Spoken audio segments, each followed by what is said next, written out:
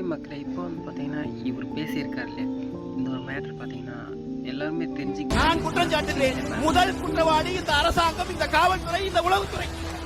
சும்மா மறுபடி செத்து பணமா விழுந்த பிறகு இன்னும் என்னென்ன நெரட்டிவ் செட் பண்ணிட்டு இருக்கீங்க? முதல் நாள்ல தொடங்கினதுல இருந்து இப்ப வரைக்கும் நாங்க கொண்டு போய் ஒரு அனுமதியை எழுதி கொடுக்கிற போது காவல் நிலையத்தில் எவ்வளவு பேர் வருவார்கள் என்பதை நாங்கள் சொன்ன பிறகு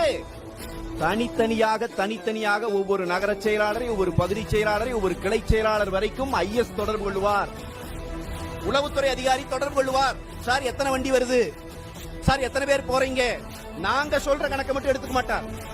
டோல்கேட்ல ஆள் நிக்கும் உளவுத்துறைக்கு, டோல்கேட்ல இந்த டோல்கேட்ல இத்தனை வண்டி கிராஸ் ஆயிருக்குது சார், சோ இவ்வளவு கூட்டம் வரப்போகிறது.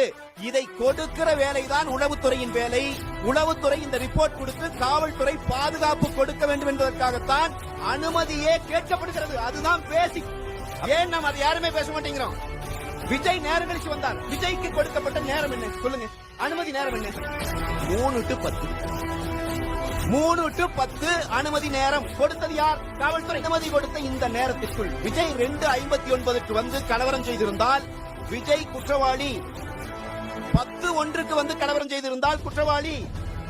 3 to 10 வரைக்கும் முழுமையான நேரமும் பாதுகாப்பு கொடுக்கிறேன் என்று காவல்துறை உத்தரவு கொடுத்திருக்கிறது. அப்புறம் தாமதமாக வந்தார்னா அப்ப முதல் நாளே என்ன நெரேட்டிவ் செட் பண்றீங்க? அவர் லேட்டா வந்தார். அவர் லேட்டா வந்திருந்தாலும் பாதுகாக்க வேண்டிய பொறுப்பு உங்களுக்கு இருக்கிறது என்பதையும் சேர்த்தே நான் சொல்லுகிறேன்.